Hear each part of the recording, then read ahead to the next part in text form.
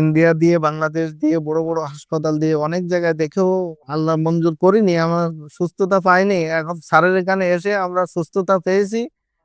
সবাইকে আহ্বান করব যে আপনারা সর্বশেষ স্যারের এখানে ট্রিটমেন্ট নিন, নিয়ে যত দেখা গেল যে আপনারা সুস্থতা আহ কামনা করেন। এই পরীক্ষার রিপোর্টটার মধ্যে বলা হচ্ছে যে সম্পূর্ণরূপে আল্লাহর রহমতে বাচ্চাটা এখন ওই টিউমারটা আর নাই। যে টিউমারটা নিয়ে আমাদের টেনশন ছিল, টিউমারটা নিয়ে এত কিছু, সেই টিউমারটা এখন আলহামদুলিল্লাহ এই রোগীটার আর নাই। এই চিকিৎসার সময় চলাকালীন আমাদের ডাক্তার আসলাম সাহেব আপনিও অনেক ট্রিটমেন্ট করছেন, প্রেসক্রাইব করছেন। তো আপনি যদি এই ব্যাপারে কিছু বলতেন। পেশেন্টটা যখন আজকে প্রায় 7 মাস আগে আমাদের এখানে আসেন, আমি ওনাকে তৃতীয় চতুর্থ মাসে বাচ্চা পানি কভার করছি। তো ফার্স্ট আমি রিপোর্টগুলো দেখলাম, রিপোর্টগুলো হলো মায়োফাইব্রোব্লাস্টমিক টিউমার। মায়োফাইব্রোব্লাস্টমিক টিউমারটা এটা ফুসফুসের এমনই একটা বিরল রোগ বা বিরল একটা টিউমার, যেটা 99%ই ক্যান্সারের ঝুঁকি থাকে।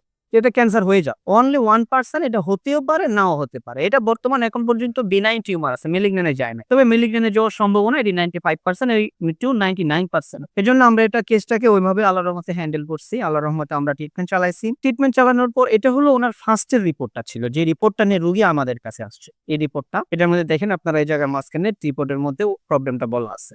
এটা হলো যে আমাদের ফুসফুসের যে ব্রঙ্কাল ট্রি দুইটা জায়গার দুই ভাগ হয়, ওই দুই ভাগের একটা ভাগ এই টিউমারের কারণে ব্লক হয়ে যায়। এটা ম্যাক্সিমাম ছোট বাচ্চাদেরই বেশিরভাগ ঘটে এই রোগটা। তো সেই ক্ষেত্রে আল্লাহর কাছে হাজার হাজার শুকরিয়া যে আল্লাহ এমন রোগীগুলাকেও আল্লাহর রহমতে সুস্থ করতেছে। এই বাচ্চাটা 7 মাস ট্রিটমেন্ট চালানোর পরে আমরা ওনাকে গত মাসে বলছিলাম যে আপনারা এবার পরীক্ষাটা করেন।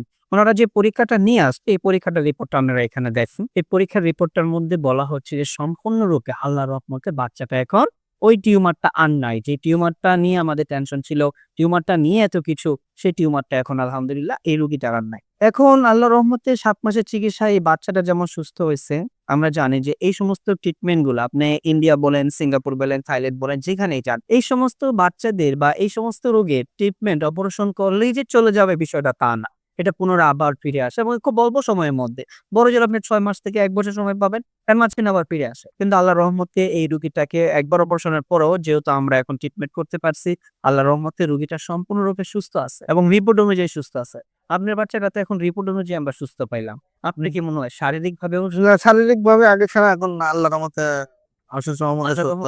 সম্পূর্ণরূপে সুস্থ আছে? জি জি যাক, আল্লাহর কাছে হাজার হাজার শুকরিয়া। এই যে আপনার ভাতিজি আপনার মেয়ের মতোই তো, আপনার মেয়ে জি জি না, আপনার মেয়েটা যে আল্লাহর রহমতে সুস্থ হইলো, এই বিষয়ে আমাদের গণস্বাস্থ্য হোমিও চিকিৎসা বিষয়ে আমাদের ডক্টর এসএম সারোয়ার স্যার চিকিৎসা বিষয়ে আপনি যদি বিশ্ববাসীকে কিছু বলে সেটা খুব ভালো হয়। কি চান আপনি আপনার? যাক, আলহামদুলিল্লাহ এখন সমস্ত ক্রিটিক্যাল এই ধরনের পেশেন্ট বা তাদের উদ্দেশ্যে আমি বলতে চাচ্ছি যে আমরা যেমন ইন্ডিয়া দিয়ে, বাংলাদেশ দিয়ে, বড় বড় হাসপাতাল দিয়ে অনেক জায়গায় দেখেও আল্লাহ মঞ্জুর করিনি, আমার সুস্থতা পাইনি। এখন স্যারের এখানে এসে আমরা সুস্থতা পেয়েছি।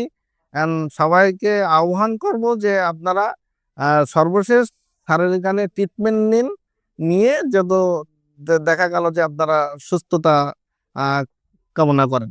সম্মানিত দেশবাসী, আপনারা জানেন আমরা হোমিওতে কিছু কথা বলে থাকি যেগুলো সবসময় সত্য। সেটা হলো treat the patient, not the disease, but the symptoms. আর আরেকটা কথা হলো, সেটা হলো রোগ নয় রোগী যে চিকিৎসা ব্যবস্থা, আমরা প্রত্যেকটা পেশেন্টের জন্য আলাদা মেডিসিন সিলেকশন করি এবং তার ডোজ নির্দিষ্ট মাপে দিয়ে থাকি। যেভাবে আমাদের ক্যান্সার গবেষক অধ্যাপক ডাক্তার এসএম সারোয়ার স্যার এই পদ্ধতি দীর্ঘ প্রায় 30 বছর যাবত এভাবে ট্রিটমেন্টগুলো চালিয়ে আসতেছে। সেই ধারাবাহিকতা আমরা এখানে প্রায় 40 জন ডাক্তার নিয়োজিত আছি, যারা এইভাবে আমরা ট্রিটমেন্টগুলো পরিচালনা করতেছি।